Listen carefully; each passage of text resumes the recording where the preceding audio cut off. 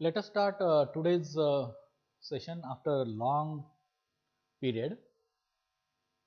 That is the fifth unit of ACN, Application Layer Protocols.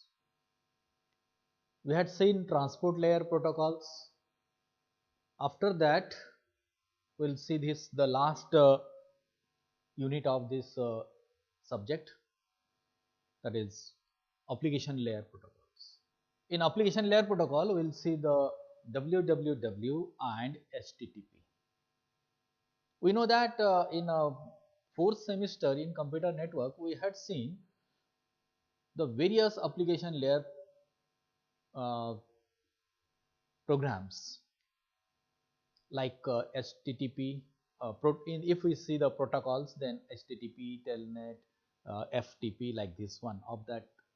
Out of this one, we'll see the HTTP and WWW. So World Wide Web. What is WWW? WWW is nothing but a World Wide Web. So it is a repository of information linked together from points all over the world. तर हा WW काय आहे? WW काय आहे तर हा unique combination आहे कशाचा? फ्लेक्सिबिलिटीचा, पोर्टेबिलिटीचा अँड युजर फ्रेंडली फीचर्सचा. तर हे तीन फीचर्स महत्त्वाचे आहेत आपल्या इंटरनेटमध्ये. ज्यावेळेस आपण इंटरनेट यूज करतो त्यावेळेस फ्लेक्सिबिलिटी हवी असते आपल्याला, पोर्टेबिलिटी हवी असते आणि फंक्शन कसं असायला पाहिजे?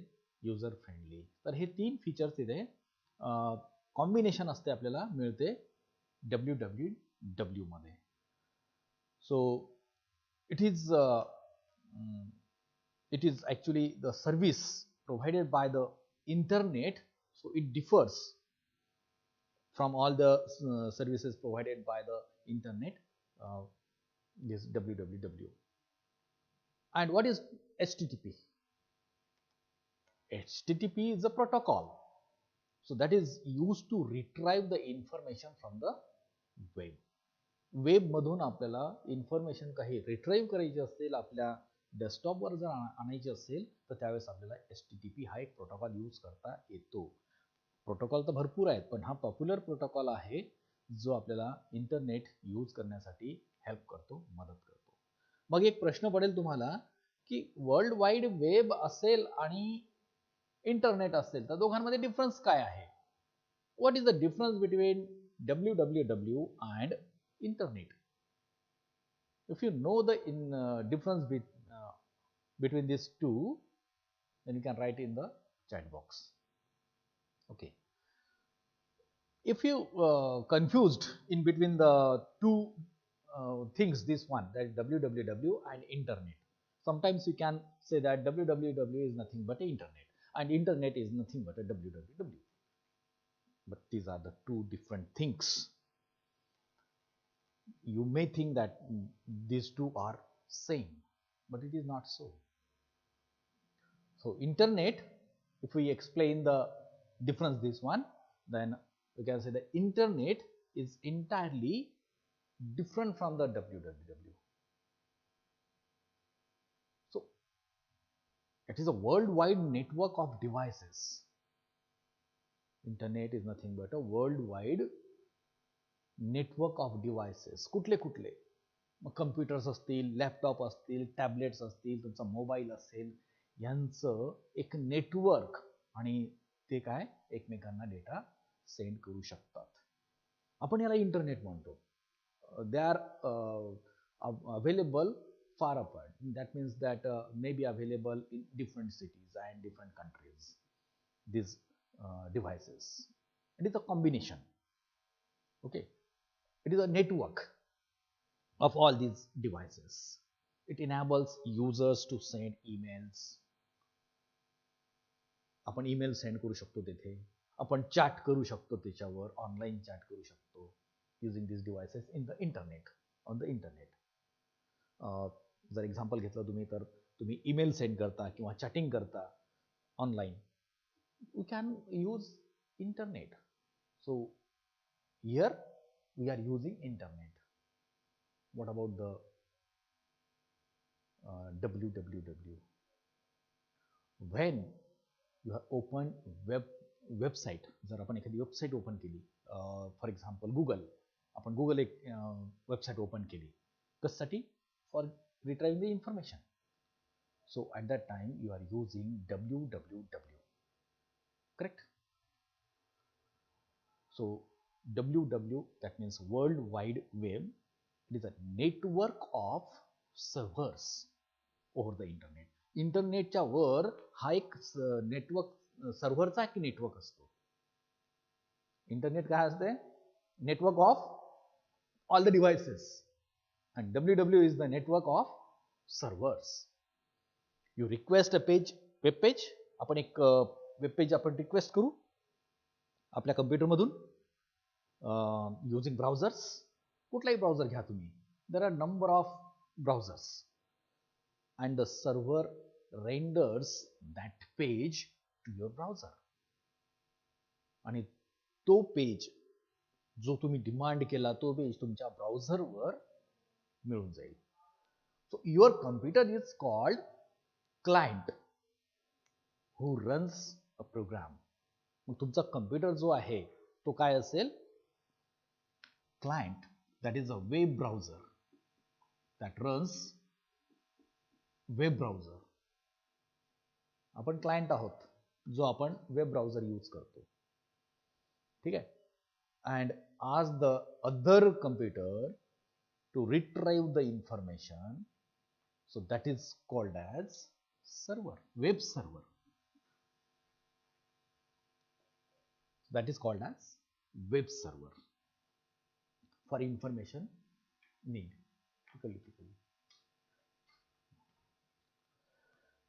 So this is the difference, this is the basic difference between internet and www. Remember this, this is one difference.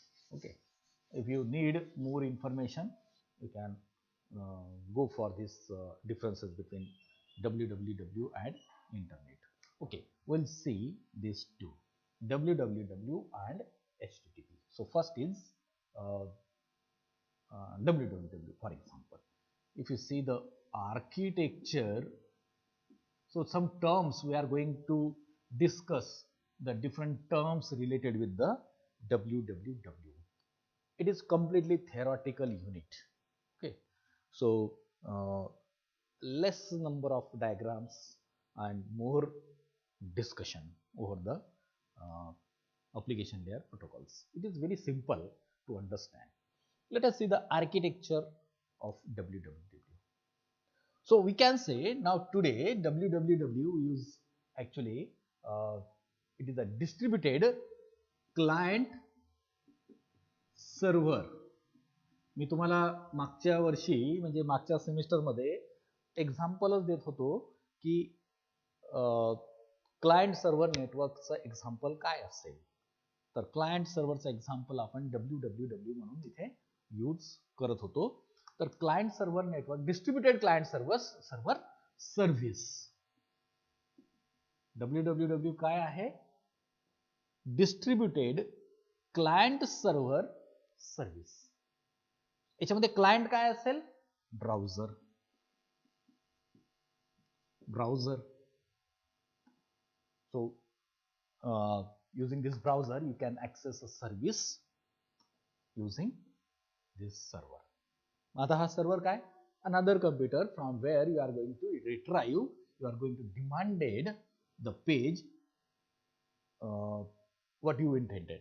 तर हा इथे वेब सर्व्हर. आता हा आपल्या जवळ नसेल हा वेब सर्व्हर, पण आपल्या जवळ आहे browser. So this service provided is distributed over many locations. He service कुठे? वेगवेगळ्या लोकेशनवर अवेलेबल असेल. सो आपण त्याला म्हणतो sites. These are nothing but locations. Sites. कुठली? ही सर्व्हिस. आपण जे डिमांड करतो, ज्या पर्टिक्युलर कम्प्युटरवरून डिमांड करतो एखादी गोष्ट, वेब पेज म्हणा, तर त्या सर्व्हिस, ह्या सर्व्हिसेस कुठे अवेलेबल असतील? ह्या वेगवेगळ्या लोकेशनवर असतील. आपण त्याला म्हणतो sites. So what this sites holds? These sites hold the different documents, one or more documents. आपण एक डॉक्युमेंट घेऊ, दोन डॉक्युमेंट घेऊ. आपण एकदा google.com आपण जर ओपन केला www.google.com google.in आपण जेव्हा ओपन करू त्यावेळेस आपण एकच डॉक्युमेंट सर्च नाही करणार, आपण बरेच डॉक्युमेंट सर्च करतो. आपल्याला हे माहिती आहे, आपण 4th सेमिस्टर पर्यंत हे सगळं काही पाहिलेलं आहे.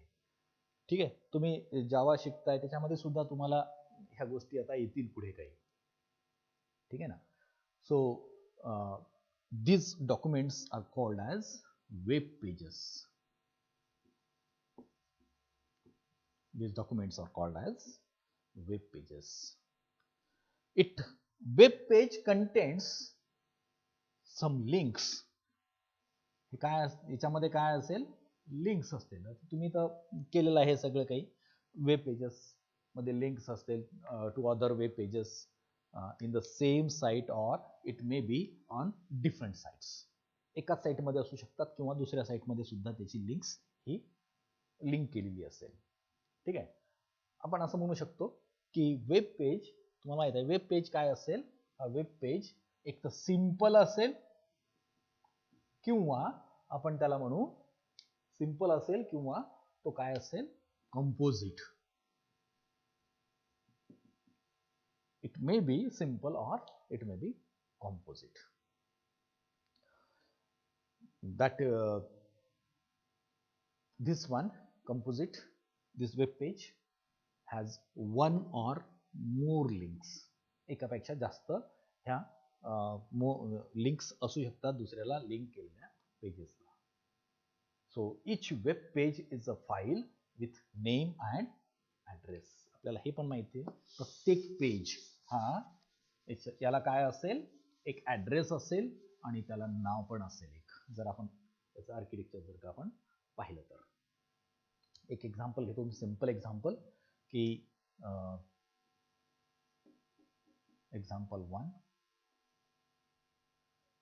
Assume you need to retrieve web page that contains the you can say information of a famous personality, or you can say the biography of a famous character.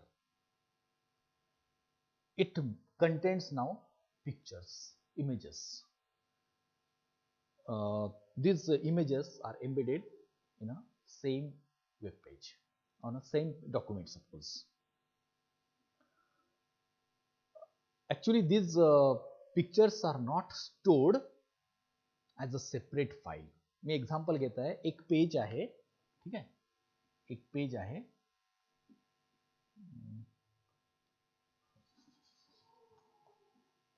एक पेज आहे, web page आहे. It contains picture also. आपण असं म्हणू की एक biography आहे एखाद्या फेमस कॅरेक्टरची आणि त्याच्यामध्ये एक पिक्चर पण आहे, त्याचं इन्फॉर्मेशन पण दिलेली आहे, त्या कॅरेक्टरच्या बद्दल इन्फॉर्मेशन पण दिलेली आहे. आणि ही जी इमेज आहे ही दुसऱ्या फाईलमध्ये नाही आहे, तर ती आहे सेम डॉक्युमेंटमध्ये. सो दिस डॉक्युमेंट आपण याला म्हणतो web page. Correct. So these pictures are not actually stored as a separate file. The whole document is a simple web page. Whole document is a simple web page.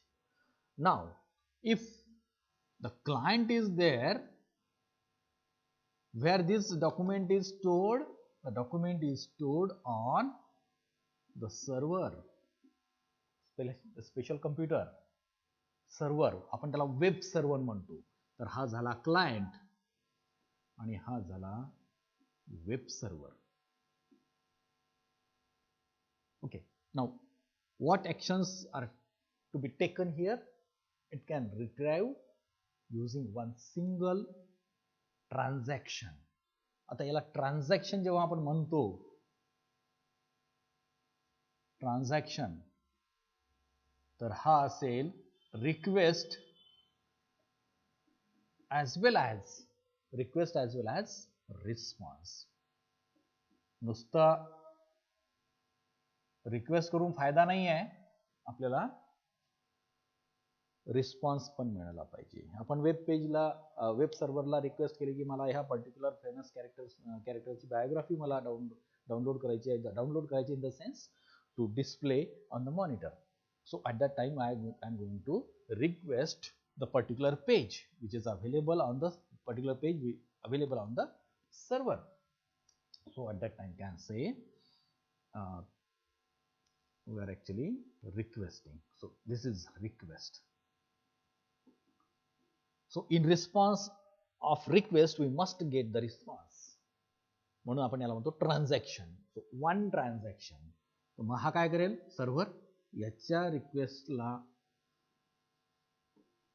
निगडीत तो आपल्याला काय देईल, response देईल. So one transaction is possible.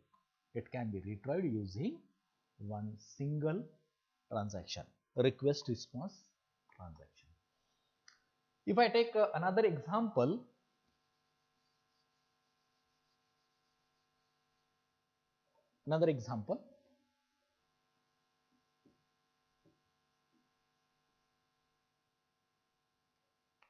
we need to retrieve, suppose इथे आपण फक्त एकच डॉक्युमेंट रिट्रीव्ह केला, ज्याची हा इमेज आहे, इमेज फाईलमध्ये स्टोर्ड आहे आणि इमेज आणि डॉक्युमेंट एकाच साईटवर आहे आणि त्याची कुठेही लिंक नाही. आपण याला म्हणतो सिंपल वेब पेज. आता आपण जर का विचार केला कंपोजिट वेब पेजचा, तर कंपोजिट वेब पेजमध्ये वेगवेगळं असू शकते. ओके, आपल्याला काय करायचं आहे, सायंटिफिक डॉक्युमेंट. आता सायंटिफिक डॉक्युमेंट म्हटल्यानंतर लिंक असतील त्या वेब पेजमध्ये दुसऱ्या वेब पेजची सुद्धा लिंक असू शकते. आता इथे जरुरी नाही की एकाच साईटवर तुम्हाला सगळी इन्फॉर्मेशन मिळेल. तुम्हाला एकापेक्षा जास्त साईटवर जावं लागेल. हे कोण करते, आपला वेब ब्राउझर. तो वेब सर्व्हरवर देतो आणि रिक्वेस्ट केल्यानंतर तो तुम्हाला ज्या साईटवर अवेलेबल असेल त्या साईटवरून तुम्हाला काढून देतो.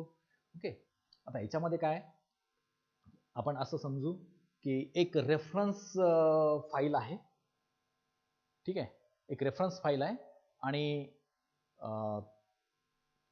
एक इमेज फाईल आहे आणि एक मेन डॉक्युमेंट आहे. तीन गोष्टी, मेन डॉक्युमेंट, इमेज फाईल आणि एक रेफरन्स. रेफरन्स म्हणजे काय की ह्या डॉक्युमेंट आणि इमेजच्या रिलेटेड इन्फॉर्मेशन कुठेतरी दुसरीकडे असेल, आपण त्याला रेफरन्स पेज म्हणू. असे 3 पेजेस असतात. ठीक आहे, तर 3 पेजेस म्हणजे एक main document, image. Suppose these are stored in 2 separate file. Image वेगळ्या फाईलमध्ये, आपण ह्या कंडिशनमध्ये काय केलं, एकाच पेजमध्ये एक इमेज त्याच पेजमध्ये एम्बेड केलेली होती. आता इथे आपण असं कन्सिडर करू, फॉर एक्झाम्पल, की इमेज फाईल वेगळी आहे, डॉक्युमेंट फाईल वेगळी आहे आणि रेफरन्स फाईल सुद्धा वेगळी आहे. रेफरन्समध्ये ह्या इन्फॉर्मेशनच्या रिलेटेड कुठली आपल्याला अजून इन्फॉर्मेशन पाहिजे असेल तर त्या फाईलमध्ये मिळेल. ठीक आहे, याच्या 3 फाईल तिथे आपण विचार करू. So main document and image are stored in 2 separate files in the same site, एकाच साईटवर.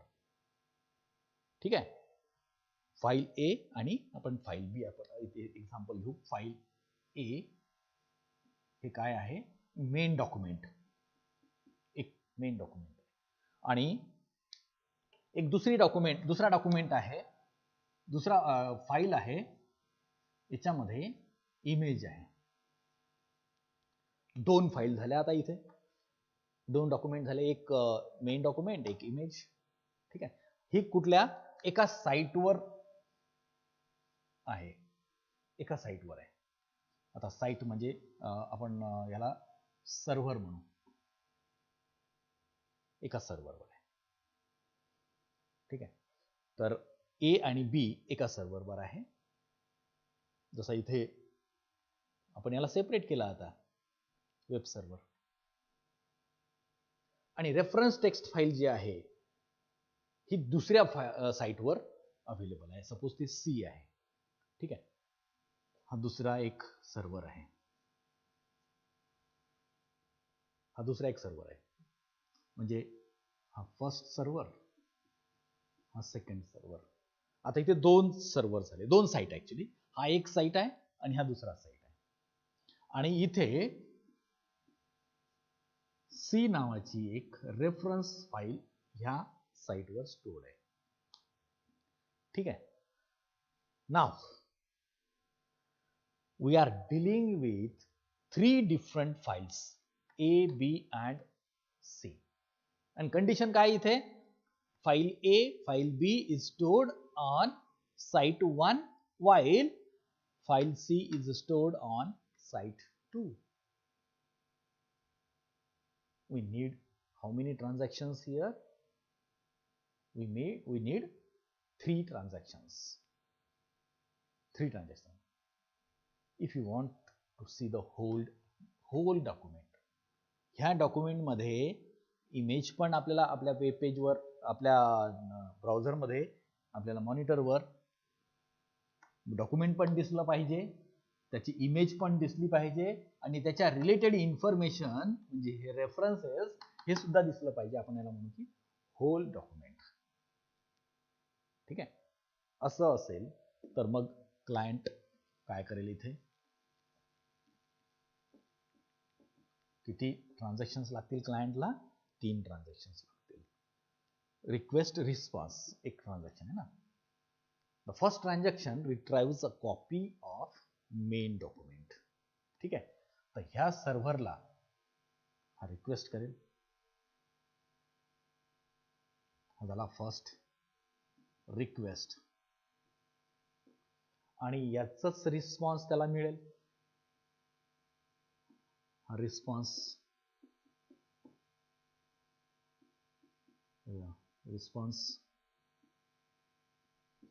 ठीक आहे. कोणती फाईल यांनी रिट्राईव्ह केली? A. It retrieves A. Now second transaction by this client is, आता इथे जागा नाही आहे ऍक्च्युली, खाली लिहायला पाहिजे होतं ते.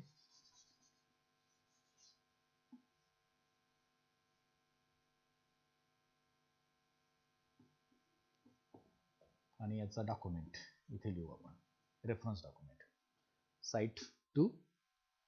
आता इथे तो काय करेल? अजून एक रिक्वेस्ट करेल, दुसरा ट्रान्झॅक्शन. कशासाठी? इमेजसाठी. परत रिक्वेस्ट आणि याचा रिस्पॉन्स मिळेल. रिस्पॉन्स ह्या फाईलला रिट्राईव्ह करण्यासाठी. आणि आता तिसरा जो येईल ट्रान्झॅक्शन तो काय? ह्या सर्व्हरला. इथे नाही, कारण की ही फाईल जे सी जे फाईल आहे रेफरन्स फाईल ती दुसऱ्या सर्व्हरवर आहे. इथे सुद्धा रिक्वेस्ट आणि याला रिस्पॉन्स मिळेल. असे 3 ट्रान्झॅक्शन्स इथे होईल. So first transaction for A, second transaction for B and third transaction for C. आता हा इथे B असेल आणि इथे तो C करेल. So client can see the whole document A including B and including C. ठीक आहे. आता थर्ड एक्झाम्पल जर घेतला आपण, थर्ड एक्झाम्पल, फर्स्ट एक्झाम्पल मध्ये हे आहे, सेकंड एक्झाम्पल मध्ये हे आहे, तर थर्ड एक्झाम्पल असं काही स्पेशल नाही आहे. याच्यामध्ये फक्त एवढंच म्हणता येईल आपल्याला की file A and file B and file C, file A, file B and file C are independent in example 2, these independent web pages. So each with independent name and address. याचा इंडिपेंडंट नेम असेल, याचा address असेल, याचा independent name असेल, address असेल, independent name and address. So file B or file C are included in file A. But it does not mean that each of these files cannot be retrieved independently. आपण third example मध्ये असं म्हणू शकतो की ह्या तिन्ही files independently सुद्धा retrieve करता येतील. जरुरी नाही आहे की फाईल डॉक्युमेंट ए जे आहे ही पहिले रिट्राईव्ह केलीच पाहिजे, त्यानंतर बी होईल, त्यानंतर सी होईल, जरुरी नाही आहे. You can retrieve file B independently, you can retrieve file A independently, as well as you can retrieve file C independently. So second user also can retrieve file B. Not only this client, another client also, another user, हा user एक झाला, असे user दुसरा असेल, तिसरा असेल, दुसऱ्या userला फक्त फाईल C पाहिजे आहे, he or she can retrieve that file. Third युजरला सुद्धा असं वाटत असेल नाही मला फक्त इमेजेस पाहिजे तर मी इमेजेस सुद्धा इथे रिट्राईव्ह करू शकतो. Third user can retrieve another file. कुठलेही युजर्स इंडिपेंडेंटली ह्या फाइल्स इथे रिट्राईव्ह करू शकतील. ठीक आहे. So these are 3 examples of how this WWW works. So let us see in the continuation of the architecture of WWW, we required hypertext and hypermedia. मग आता आपण काय पाहिलं, हेच तर पाहिलं या तिन्ही एक्झाम्पल मध्ये. हायपरटेक्स्ट आणि हायपरमीडिया. जिथे लिंक असेल त्याला हायपरटेक्स्ट म्हणतो, ज्याच्यामध्ये इमेज असेल त्याला आपण हायपरमीडिया म्हणतो. सो हिअर आपण जे फाईल ए, फाईल बी आणि फाईल सी जे आपण पाहिलेलं आहे त्याच्यामध्ये आहेच ते. So this 3 example show the idea of hypertext and hypermedia. So hypertext means what? This hypertext means what? Hypertext means creating document that refers to other document. Creating document which refers to other document. एखादं document असेल तो refer करतो दुसऱ्या डॉक्युमेंटला, तो झाला hypertext. So what actually hypertext? In hypertext document, a part of text that can be defined as a link to another document. That refers to the link to the another document. When hypertext is viewed in browser मध्ये जेव्हा आपण पाहू त्याला, the link can be clicked. आपण जर आपल्याला पाहायचं असेल तर आपण काय करतो, just click on the link to retrieve the other document. मग हायपरमीडिया काय आहे? हायपरमीडिया is a term to apply the document that contains link to other textual document or document containing the graphics and videos. Graphics or videos. Or even audio also. आता हायपरमीडिया याचा अर्थ असा नाहीये की तो डॉक्युमेंट फक्त ग्राफिक्स, व्हिडिओ आणि audio असलं पाहिजे. ठीक आहे. त्याच्यामध्ये टेक्स्ट डॉक्युमेंट सुद्धा राहू शकते. जसं याच्यामध्ये टेक्स्ट डॉक्युमेंट आहे तसं याच्यामध्ये सुद्धा हायपरमीडियामध्ये सुद्धा टेक्स्ट डॉक्युमेंट राहू शकते. तर हे hyper text and hyper media हे आपल्याला आपण आता जे 3 एक्झाम्पल मध्ये पाहिलेलं आहे तेच आहे. मग आपण वेब ब्राउझर बद्दल बोललो. वेब आपण त्याला वेब क्लायंट सुद्धा म्हणतो. तर त्याचं आपण जर इथे थोडंसं एलॅबोरेट जर केलं की what is the function of web browser or web client, आपण त्याला वेब ब्राउझर किंवा आपण त्याला काय म्हणतो, क्लायंट, वेब क्लायंट. कुठले कुठले वेब क्लायंट आणि web browsers? There are variety of vendors. So different vendors are there. Commercial browsers, तुम्ही जर मोबाईल जरी घेतला तर ज्या कंपनीचा तुम्ही मोबाईल घ्याल त्या कंपनीचं तुम्हाला वेब ब्राउझर मिळते. एवढं कमर्शियल त्याच्यामध्ये झालेलं आहे वेब ब्राउझरच्या बद्दल जर बोललो आपण तर वेब क्लायंट, आपण त्याला क्लायंट म्हणतो. So that web browser or web client interprets and display a web document. हे सगळे यांचं आर्किटेक्चर जर पाहिलं तुम्ही, ह्या सगळ्या वेब ब्राउझरचं आर्किटेक्चर पाहिलं, कोणतंही तुम्ही टॅबलेटमध्ये असेल किंवा तुम्ही कम्प्युटरमध्ये असेल, लॅपटॉपमध्ये असेल किंवा मोबाईलमध्ये असेल, तर सगळ्यांचं आर्किटेक्चर नियरली सेम असेल. मग कोणते कोणते त्याच्यामध्ये पार्ट्स असतात? यामध्ये आर्किटेक्चर तर सेम आहे, म्हणजे सगळ्यांमध्ये सारखंच असायला पाहिजे. Actually usually there are 3 parts of web client or web browser.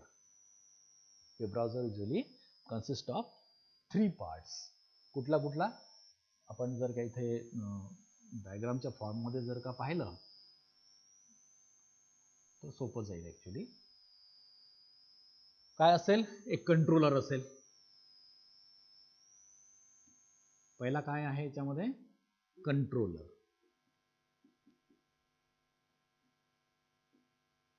Controller काय करतो? Controller receives input from the keyboard or mouse and uses the client program कुठे? दुसरा असेल क्लायंट प्रोग्राम किंवा client protocol.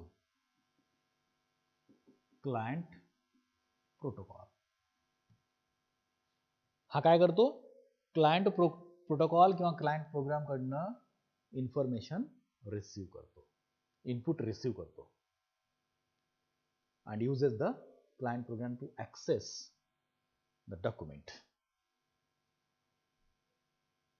After the document has been accessed, इकडनं आला तो, कोणते कोणते डॉक्युमेंट असतील ते प्रोटोकॉल्स किंवा आपण त्याला प्रोग्राम सुद्धा म्हणू शकतो. आताच पाहिला आपण HTTP. त्यानंतर काय असेल? FTP. हे सगळे ॲप्लिकेशन लेअरमध्ये असतात. टेलनेट. त्यानंतर SMTP, SNMP. हे सगळे SMTP हे सगळे काय आहेत? प्रोटोकॉल्स आणि बरेच काही. याच्याकडनं तो इनपुट घेतो, कंट्रोलर याच्याकडनं इनपुट घेतो. जसं आपण आता इथे टाकला HTTP कोलन, हा फॉर्मॅट आहे, आपण नंतर पाहू. आपण. तर इथे आपण इनपुट देतो काहीतरी. इनपुट दिल्यानंतर कंट्रोलर तो रिसीव्ह करतो and uses the client program and access the document. Document access केल्यानंतर काय होईल? the controller uses one of the interpreter. Interpreter कोणते कोणते आपण तुम्ही इथे यूज करणार? जसं तुम्ही वेब पेज बनवण्यासाठी कोणती लँग्वेज यूज करता? That is nothing but interpreter. For example आपण घेऊ इथे HTML. मग इथे आपण म्हणू तिसरा कोणता असेल पार्ट? तर इंटरप्रिटर.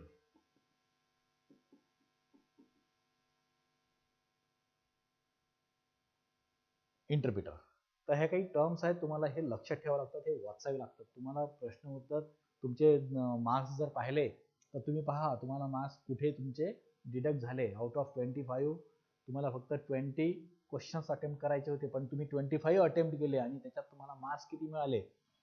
त्याचं कारण, मेन कारण आहे की तुम्ही मेन डॉक्युमेंट वाचत नाही आणि प्रश्न मेन डॉक्युमेंट मधून येतात. इंटरनेटवर काही खूप कमी तुम्हाला रेफरन्सेस मिळत असतील.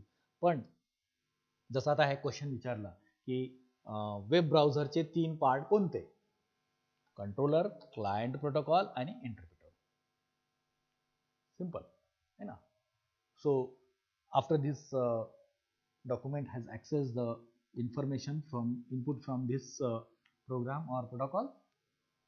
So this controller uses one of the interpreter. इथे आपण जावा सुद्धा वापरू शकतो. जावा नंतर जावा स्क्रिप्ट सुद्धा आपण इथे घेऊ शकतो आणि बरेच काही. हे काय झाले इंटरप्रिटर, हा प्रोटोकॉल आणि इथे कंट्रोलर. हे तीन पार्ट्स आहेत वेब ब्राउझरचे. डिस्प्ले आफ्टर एक्स इथून मग तो याला यूज करतो, कुठल्या तरी एका इंटरप्रिटरला तो यूज करतो आणि तो डिस्प्ले करतो तुमच्या स्क्रीनवर. इथे FTP यूज करता येईल, टेलनेट यूज करता येईल, HTTP यूज करता येईल. इथे जर का तुम्ही इंटरप्रिटर म्हटल्यानंतर HTML, Java script. So depending on the type of document you can use this one. Out of this HTTP is more popular than any other. हे फक्त काही पर्टिक्युलर फाईल सेंड करण्यासाठी, ट्रान्सफर करण्यासाठी फाईल ट्रान्सफर प्रोटोकॉल होईल. Telnet remote log इनला जर करायचं असेल, सर्व्हरला जर लॉग इन करायचं असेल तर टेलनेट तुम्ही वापरता. तुम्हाला काही ईमेल सेंड करायचं असेल तेव्हा तुम्ही SMTP वापरता. पण most of the time we use HTTP along with the www. हे झालं आता वेब ब्राउझरच्या बद्दल. What about the web server? Web server जर म्हटलं आपण तर तो स्पेशल कम्प्युटर असेल. वेब सर्व्हर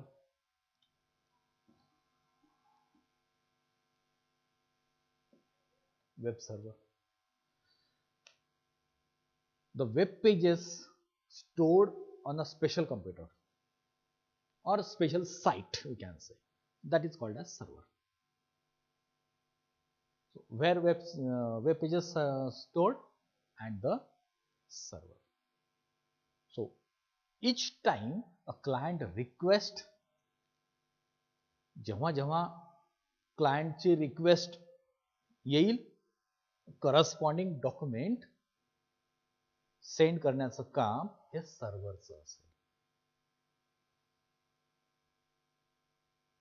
आणि आपल्याला जर का फास्ट ॲक्सेस पाहिजे असेल, म्हणजे आपण असं म्हणू की इफिशियन्सी जर का इम्प्रूव्ह करायची असेल त्या सर्व्हरची, so all the requested pages or files can be stored in the cache memory. Cache memory मध्ये तो सर्व्हर स्टोअर करेल. Server can also use multi-threading or multi-processing. Operating system मध्ये तुम्ही पाहता ते मल्टी-थ्रेडिंग आणि मल्टी-प्रोसेसिंग मध्ये काय होते. So in that particular case, server can answer more than one request at a time in multi-threading and also in multi-processing. तर एक रिक्वेस्ट आपण देतो, आपण हजारो रिक्वेस्ट देऊ, त्यावेळेस आपल्याला वाट पाहावी लागेल जर मल्टी-थ्रेडिंग नसेल तर. पण वेब सर्व्हरची इफिशियन्सी वाढवण्यासाठी आपल्याला काय इथे पाहता येईल, सर्व्हरमध्ये काय यूज करता येते, multi-threading operation and multi-processing operation. काही वेब सर्व्हर्स आहेत, जसे अपाचे वेब सर्व्हर आहे, किंवा आपण जर मायक्रोसॉफ्टचं जर यूज केलं तर IIS यूज करतो, IIS इंटरनेट इन्फॉर्मेशन सर्व्हर. ठीक आहे. ज्यावेळेस आपण हे सर्व्हर यूज करतो, सर्व्हिसेस यूज करतो, तर ते कशा यूज करतो आपण services?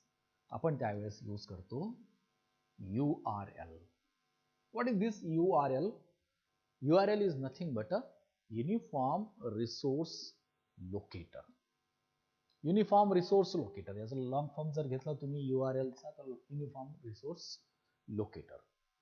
So whenever client wants to access a web page, we need a file name and address, isn't it?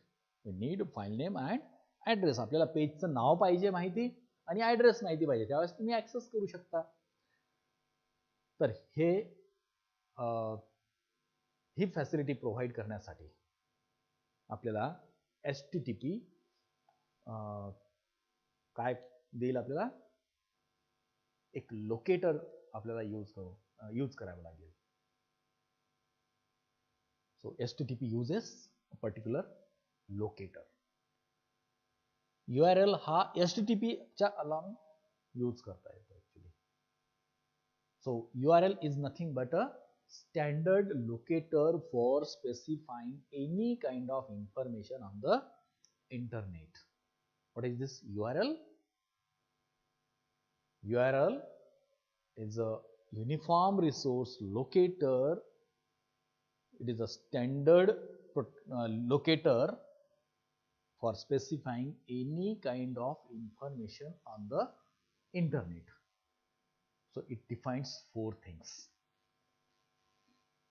कुठल्या URL च्या 4 पार्ट्स आहेत ऍक्च्युली. पहिला पार्ट आहे प्रोटोकॉल.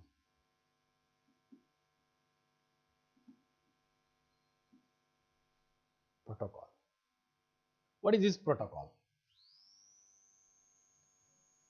ते डेफिनेशन नका सांगू, कोणती कम्प्युटर नेटवर्कची डेफिनेशन नाही पाहिजे इथे आपल्याला माहित आहे प्रोटोकॉलची डेफिनेशन काय आहे ती. पण इथे URL मध्ये आपण प्रोटोकॉल हा पहिला पार्ट आहे, पहिला त्याचं काय काम आहे. Protocol is the client server application. Protocol is client server application program. So it is used to retrieve the document. तेच आपण पाहिले ते कोणते, FTP आहे, HTTP आहे, न्यूज आहे, टेलनेट आहे, गोफर आहे, हे काय आहेत, प्रोटोकॉल्स आहेत. पण याच्यापैकी HTTP हा आपण इथे यूज करतो. प्रोटोकॉल कोणता यूज करतो आपण, HTTP. मग आपण इथे काय लिहितो, HTTP. त्याचा फॉर्मॅट आहे कोलन स्लॅश डबल स्लॅश. त्यानंतर दुसरा पार्ट येतो याचा, इथे कोलन स्लॅश डबल स्लॅश म्हणून आपण त्याला. दुसरा पार्ट कोणता आहे तर होस्ट आहे.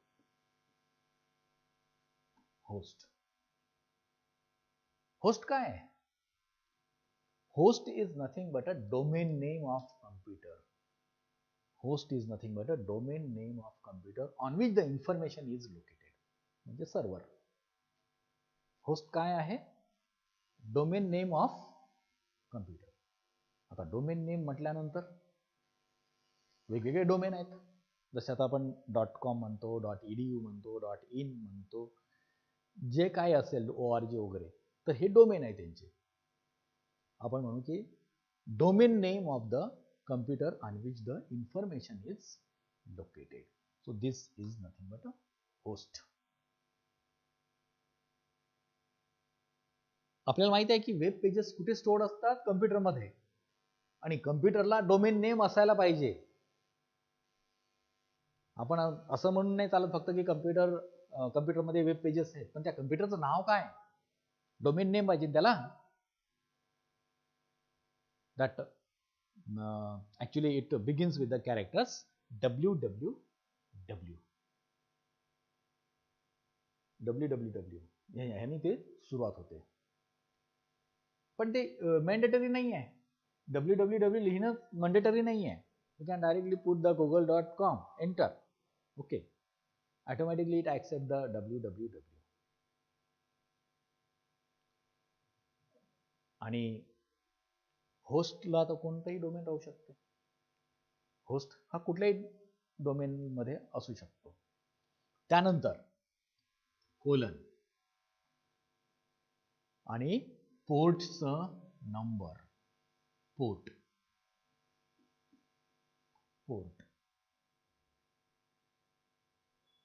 It is optional actually. आपण पोर्ट नंबर जेव्हा आपण URL टाकतो तेव्हा पोर्ट नंबर टाकत नाही, हा ऑप्शनल आहे. हा पोर्ट नंबर आहे सर्व्हरचा पोर्ट नंबर. कुठल्या पोर्टवरून आपल्याला वेब पेज ऍक्सेस करायचे आहे. जनरली HTTP जेव्हा आपण यूज करतो त्यावेळेस 80 नंबरचा पोर्ट हा आपण यूज करत असतो. 80 पोर्ट. ठीक आहे ना.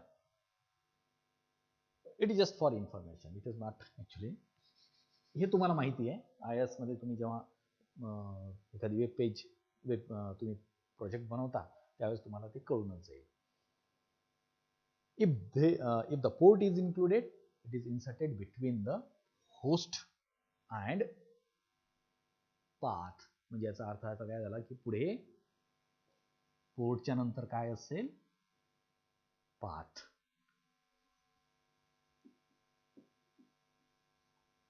हा झाला पूर्ण फॉर्मॅट कशाचा, URLचा.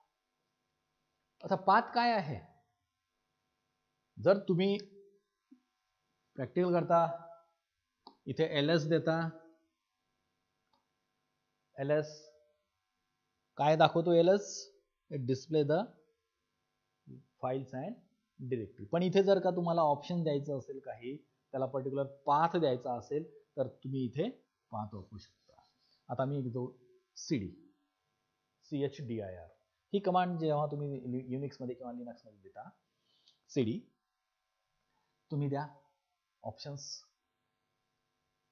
कुठे तुम्हाला कुठल्या पर्टिक्युलर लोकेशनमध्ये तुम्हाला चेंज करायची directory, you can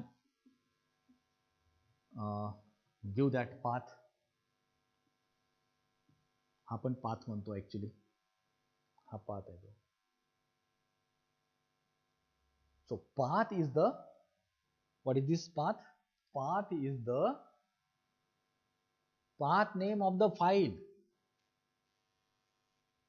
Path is the path name of the file where the information is located. कुठल्या पर्टिक्युलर पाथ मध्ये लोकेशनला तुमचा तो फाईल स्टोर्ड आहे हे तुम्हाला डिस्प्ले करायचं आहे. The path can itself contain slash. आता हे दाखवलं ना तुम्हाला स्लॅश, त्याच्यामध्ये ऑलरेडी स्लॅशेस असतात. So it separates the directories from the sub directories. XYZ directory असेल तर ABC सब डिरेक्टरी. ठीक आहे. So this is the complete. आता इथे जर आपण HTTP जर लिहिलं, ठीक आहे, होस्ट इथे आपण घेऊ google.com.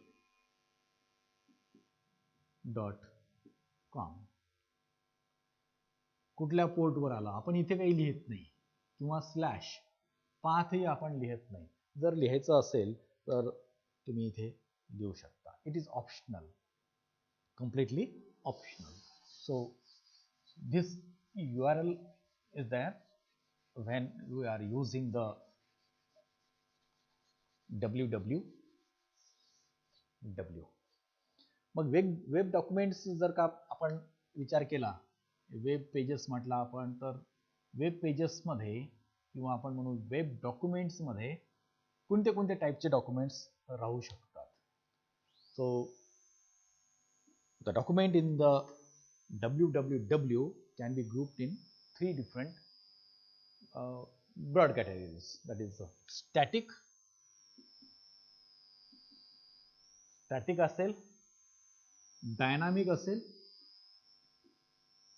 आणि काय असेल, ऍक्टिव्ह पण असेल.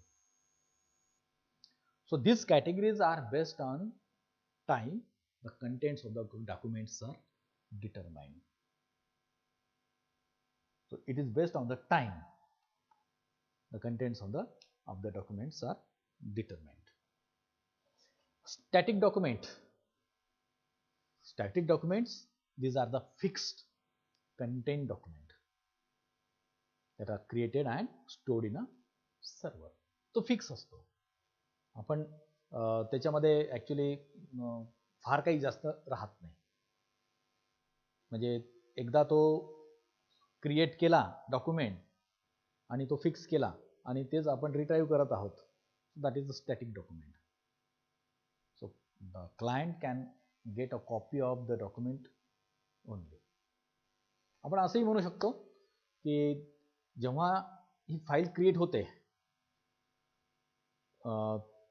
you can say the contents of the files are determined when the file is created, not when it is used.